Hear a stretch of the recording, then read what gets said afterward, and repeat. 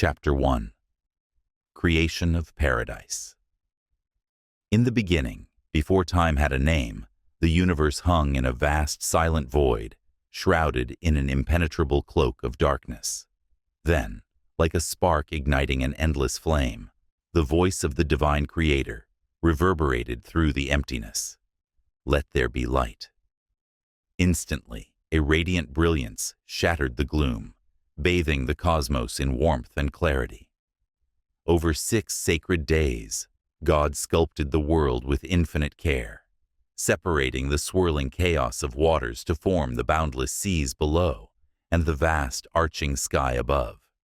He summoned the dry land to rise, carpeting it with emerald grasses, towering trees laden with fruit, and flowers that bloomed in a riot of color. The air thrummed with life as birds soared on newly minted wings, fish danced beneath the waves, and creatures of every kind, from the lumbering elephant to the delicate deer, roamed the earth. Above, he flung stars across the heavens like scattered jewels, and set the sun and moon to govern day and night, their golden and silver light marking the rhythm of existence. Yet, amidst this breathtaking tapestry, God envisioned a masterpiece, a sanctuary of such unparalleled beauty that it would stand as a testament to his love and power. Thus, he crafted Eden, a garden paradise nestled in the heart of creation. Eden was a marvel beyond mortal comprehension. Its rivers flowed with water so clear it mirrored the sky, winding through meadows where grasses swayed like a sea of silk. Trees stretched toward the heavens, their branches heavy with fruits that shimmered in hues of ruby, amber, and gold, each bite bursting with flavors unknown to the world beyond. The air carried the perfume of jasmine and honeysuckle, mingling with the earthy scent of moss and the faint tang of ripe berries. Animals moved in harmony. Lions nuzzled lambs, peacocks strutted with iridescent tails, and butterflies flitted like living gems. Eden glowed with a divine luminescence, its every corner pulsing with life and serenity, a place where the Creator's presence lingered like a gentle breeze. God surveyed his work and declared it good, his heart swelling with satisfaction. But he knew that Eden, for all its splendor, was incomplete without a steward, someone to cherish its wonders, to tend its soil, and to reflect his own image within its borders. With this purpose in mind, he turned his gaze toward the next act of creation, ready to breathe life into a being who would walk with him in this earthly paradise. Chapter 2. Birth of Adam. Though Eden flourished with vibrant life, its rivers singing and its creatures thriving, God felt a stirring within his boundless heart, a longing for a companion who could share in the garden's majesty, a being crafted in his likeness to nurture and protect this sacred haven. One radiant morning, as the sun cast golden beams across the dew-kissed earth, God knelt beside a tranquil riverbank. From the rich red clay of Eden's fertile ground, he gathered a handful, its texture cool and yielding beneath his touch. With hands that had shaped the cosmos, he molded the clay into a human form. Broad shoulders, steady limbs, and a face etched with quiet strength and gentle curiosity. Then, leaning close, God breathed his own breath into the figure's nostrils, a sacred wind that carried the spark of life itself. The clay stirred, the chest rose, and Adam, whose name whispered from the earth, opened his eyes to the dawn of his existence. Adam's first breath filled his lungs with the sweet, crisp air of Eden, a symphony of scents, pine, citrus, and wildflowers, greeting his senses. He rose to his feet, his gaze sweeping across the paradise that unfolded before him. The garden seemed to welcome him. Trees rustled as if in greeting, their leaves catching the light in a dance of green and gold. A deer approached, its soft eyes meeting his without fear, and a chorus of birdsong filled the air, a melody that seemed to celebrate his arrival. God appeared beside him, his presence both vast and tender, and walked with Adam through Eden's wonders. "This is your home," God said, his voice a blend of authority and warmth. "Tend to it, name its creatures, and let it thrive under your care." Adam listened, his heart swelling with purpose as God pointed to the eagle soaring overhead, the fish glimmering in the streams, and the great cats lounging in the shade. Days passed in a blur of discovery. Adam waded through cool rivers that sparkled like liquid crystal, their currents tickling his feet as fish darted playfully around him. He climbed hills to watch the sunset paint the sky in shades of crimson and lavender, and rested beneath trees whose branches offered shelter and fruit in equal measure.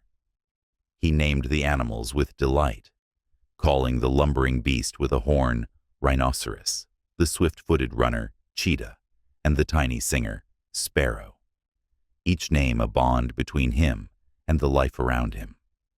Yet, as the sun dipped below the horizon and the stars emerged, Adam felt a quiet ache within his soul.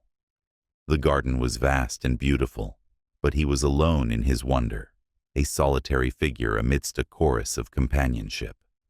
God, ever watchful, saw this longing and resolved to complete his creation with a partner for his beloved steward. Chapter 3. The Creation of Eve. Adam's days in Eden were filled with purpose, yet as he roamed its paths, a shadow of loneliness trailed him. The animals had each other, mates to share their burrows and skies, but Adam had no equal, no one to mirror his thoughts or share his laughter. God, in his infinite compassion, observed this solitude and whispered to himself, "It is not good for man to be alone." One twilight, as the sky blazed with hues of orange and violet, God invited Adam to rest beneath a towering oak, its branches swaying gently in the evening breeze. A deep, peaceful sleep enveloped Adam, his dreams swirling with visions of Eden's rivers and hills, and a faint sense of something, or someone, yet to come. While Adam slumbered, God worked with tender precision. He reached down and gently parted the flesh at Adam's side, drawing forth a single rib, its curve gleaming white in the fading light. Closing the wound with a touch, God held the rib aloft and began to shape it, his hands weaving life from bone as he had once woven it from clay. From this fragment of Adam, he crafted Eve, a woman of grace and strength, her form radiant with the same divine spark that animated her companion. Her hair cascaded like a river of silk, her eyes sparkled with curiosity and kindness, and her presence seemed to fill Eden with a new harmony. When the work was complete, God stepped back, a smile touching his lips, and awakened Adam from his rest. Adam stirred, blinking against the soft light filtering through the leaves, and then he saw her, Eve, standing before him, her gaze warm and familiar, yet thrillingly new. His heart leapt, a rush of joy and recognition flooding through him, as if a missing piece of himself had been restored. "You are bone of my bone and flesh of my flesh," he declared, his voice trembling with awe and love. "I will call you Eve, for you are the mother of all living." Eve stepped forward, her hand finding his, and together they stood, two souls united in the garden's embrace. They laughed as a breeze carried petals around them, their voices mingling with the rustling leaves and distant calls of night creatures. God watched from the edges of the scene, his heart full, knowing that humanity was now whole. Two halves of a perfect design, bound by love and destined to share Eden's wonders. Chapter 4. Life in Paradise. With Eve by his side Adam's world transformed into a tapestry of shared delight. Hand in hand, they roamed Eden's vast expanse, their footsteps light upon the mossy paths that wound through groves and meadows. The garden seemed to bloom anew in their presence. Trees bore fruits in abundance, their branches dipping low with offerings of sweet apples, juicy figs, and golden pears that burst with flavor at the lightest touch. Rivers sparkled like ribbons of glass, reflecting the sky's endless blue, and fish leapt in playful arcs as Adam and Eve waded through the shallows, their laughter echoing across the water. Animals greeted them without fear, from the majestic stag with antlers like a crown to the tiny rabbit nibbling at clover, each a friend in this unbroken harmony. God walked with them often, his presence a comforting constant amid the garden's splendor. In the cool of the morning, he taught them the secrets of Eden, how to coax vines to climb, how to prune branches so they bore more fruit, and how to listen to the earth's quiet rhythms. "All this is yours," he said, gesturing to the endless bounty. "Eat freely from every tree, savor its gifts, but heed my warning. Do not touch the tree of knowledge of good and evil, which stands at the garden's heart. Its fruit is forbidden, and to eat it will bring consequences you cannot yet comprehend." Adam and Eve nodded, their trust in God absolute, their hearts unburdened by doubt. The forbidden tree loomed in the distance, its branches heavy with vibrant, mysterious fruit, but they felt no pull toward it. Eden's other delights were more than enough. Their days were a dance of joy and purpose. They named the creatures together, delighting in the elephant's lumbering grace, the butterfly's delicate wings, and the lion's regal roar, each name a thread in the fabric of their shared life. They tended the garden with care, their hands brushing soil and leaves as they planted seeds and watched flowers unfurl in bursts of color. Evenings found them resting by the riverbank, the water's gentle flow lulling them into peace as stars blinked awake overhead. They spoke of the day's wonders, their voices soft and content, and slept beneath a sky that seemed to wrap them in its embrace. Eden was their sanctuary, a world where time held no sway, and their love for each other and their Creator flourished like the garden itself, pure, boundless, and eternal. Chapter 5. Temptation appears. Eden's perfection held firm, yet beneath its serene surface, a shadow began to stir. One sunlit afternoon, as Eve wandered alone through the garden's heart, her path led her to the tree of knowledge of good and evil. It stood apart, its bark smooth and dark, its leaves a deep glossy green that caught the light in strange, hypnotic patterns. The fruit hanging from its branches was unlike any other, plump and radiant, glowing with shades of crimson and gold, its scent a heady mix of sweetness and mystery that tugged at her senses. As she lingered, a voice broke the stillness, smooth and sinuous, curling around her like a tendril of smoke. "Has God truly forbidden you this fruit?" it asked, and Eve turned to see a serpent coiled among the branches, its emerald scales glinting, its eyes sharp with cunning. Startled but curious, Eve stepped closer. "Yes," she replied, her voice hesitant. "God said we may eat from any tree but this one, for if we do, we will die." The serpent tilted its head, a sly smile playing across its features. "You will not die," it purred, its tone dripping with assurance. "God knows that when you taste this fruit, your eyes will be opened, and you will become like Him, wise, powerful, knowing good and evil." The words sank into Eve's mind, stirring a flicker of doubt she had never known. She gazed at the fruit again, its beauty now laced with promise. What secrets did it hold? What wisdom lay beyond God's command? The serpent slithered closer, its voice a hypnotic whisper. Look at it, so perfect, so inviting. Why would God deny you something so good? Perhaps he fears your potential. Eve's heart beat faster, her fingers twitching as she reached out, then drew back. She knew God's words, felt their weight in her soul, yet the serpent's reasoning gnawed at her trust. The garden's other fruits were sweet, but this one seemed alive with possibility, a key to a realm she could scarcely imagine. She circled the tree, her thoughts a whirlwind, loyalty to God, warring with a burgeoning curiosity that swelled within her like a tide. The serpent watched, its gaze unblinking, sensing her resolve weaken. Take it, it urged softly. One bite, and you'll see the truth. Eve stood motionless, the air thick with tension, her breath shallow as she wrestled with the choice that would alter Eden and humanity forever. Chapter 6. The Fall. The serpent's words echoed in Eve's ears, a relentless murmur that drowned out the garden's familiar sounds. Her hand hovered near the fruit, trembling with indecision, until at last she surrendered to the pull.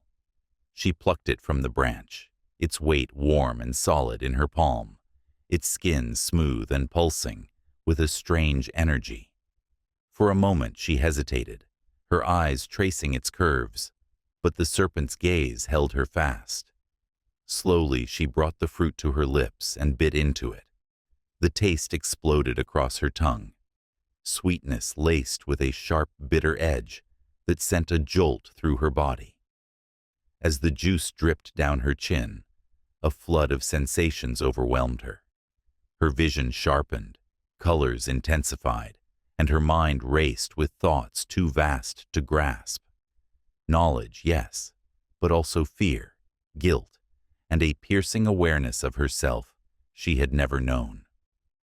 Panicked and exhilarated, Eve turned and ran through the garden, the fruit clutched in her hand, its remnants staining her fingers. She found Adam near a grove of olive trees, his hands busy tending the soil, his face calm and unaware. "Adam," she gasped, her voice quivering, "I've eaten from the tree. It's changed me. I see things now, things I can't unsee."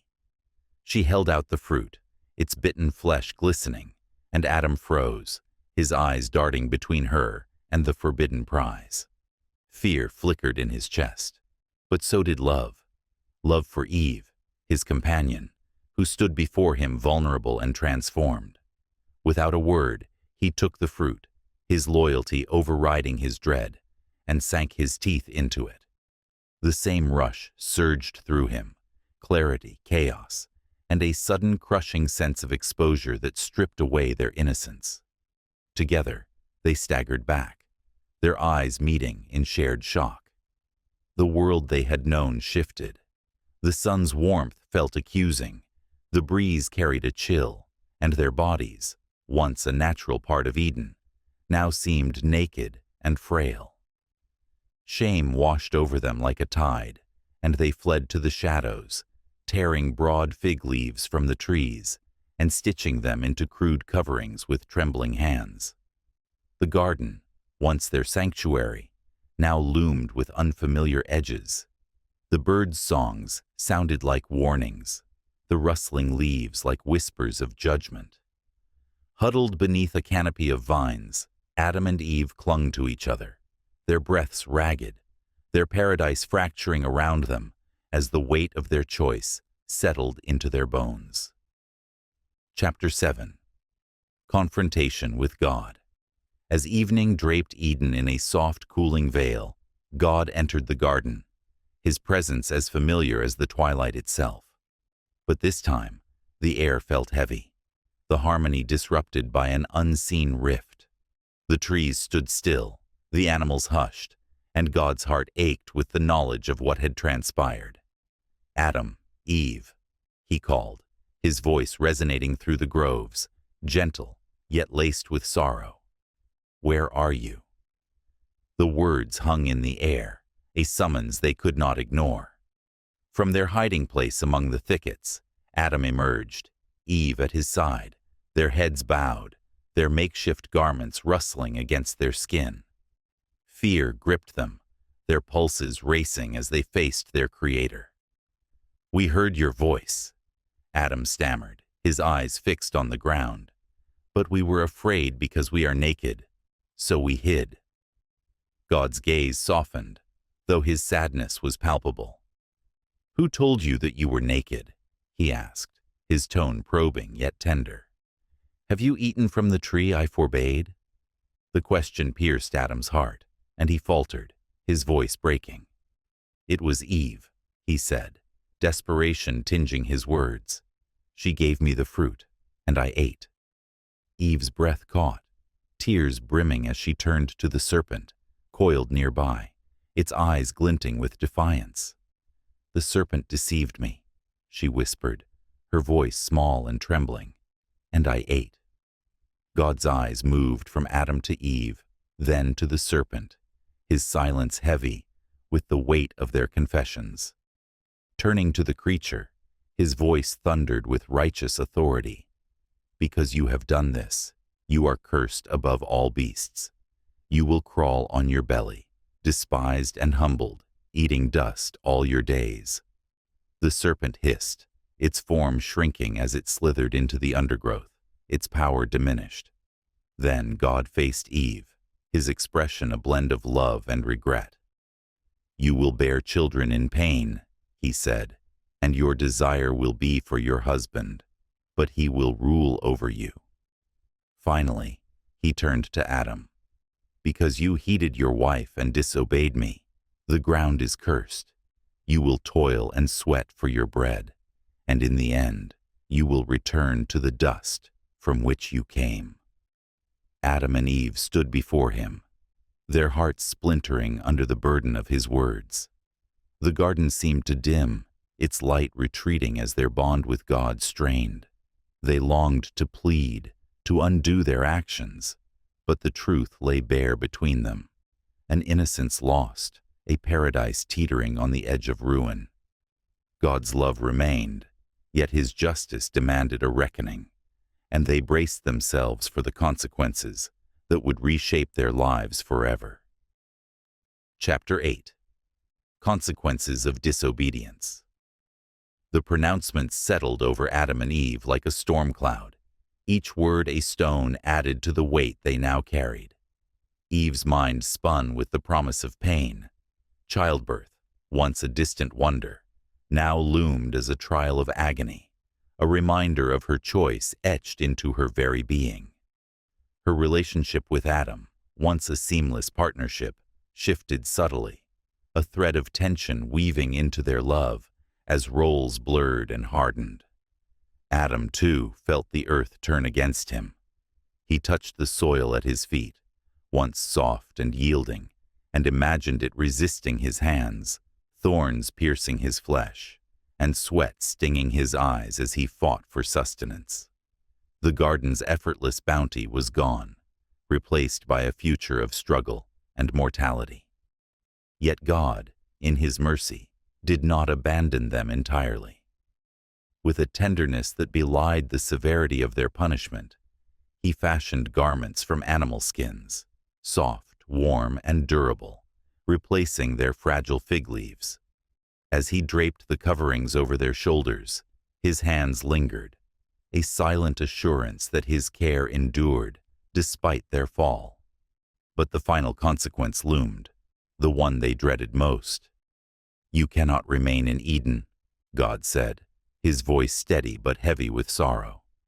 "If you ate from the tree of life now, you would live forever in this broken state, and that I cannot allow." Tears welled in Eve's eyes, spilling down her cheeks as she gripped Adam's hand, her nails digging into his palm. Eden was their cradle, their joy, and now it was slipping away. They stood before God, the reality of exile sinking in. The garden's beauty, its fragrant blooms, its tranquil waters, felt like a fading dream, each detail sharper in its impending loss. Adam's throat tightened as he thought of the animals he had named, the rivers he had bathed in, all soon to be memories. Eve's chest ached with a grief she couldn't name, a longing for the peace they had squandered. God's judgment was just, but it carved a wound deep within them, a separation from the divine intimacy they had once known. As they awaited their departure, the weight of their disobedience pressed down. Chapter 9. Expulsion from Eden. The moment of banishment arrived with a stillness that chilled the air. God led Adam and Eve to Eden's eastern edge, where the garden's lush greenery met a rugged, uncharted expanse. The gates, vines and branches woven by divine hands, parted slowly, revealing a world of muted browns and grays, a stark contrast to the vibrancy they knew. They took their final steps within paradise, their feet sinking into the soft earth as if it clung to them in farewell. Turning back, they drank in the sight of Eden one last time. The rivers gleamed like silver threads, the trees swayed in a mournful dance, and the animals gathered at the boundary, their eyes wide with silent questions. Eve reached out, as if to hold the image forever, while Adam's shoulders slumped under the weight of loss. As they crossed the threshold, the gates sealed behind them, and a blinding light erupted. Cherubim, towering angels with wings of flame, appeared, their faces stern yet sorrowful, their hands gripping swords that blazed with divine fire. The weapons swung in ceaseless arcs, a barrier no mortal could breach, guarding the path to the tree of life. The sound of their flames roared in Adam and Eve's ears, a relentless reminder of their exclusion. They stumbled forward into the wilderness, the ground hardening beneath their feet, sharp stones cutting into their souls. The air grew harsh, carrying dust and the faint howl of wind through barren hills, a far cry from Eden's gentle breezes. Grief consumed them as they walked. Eve's tears fell freely, staining the earth, while Adam clutched her hand, his silence a shield against the pain.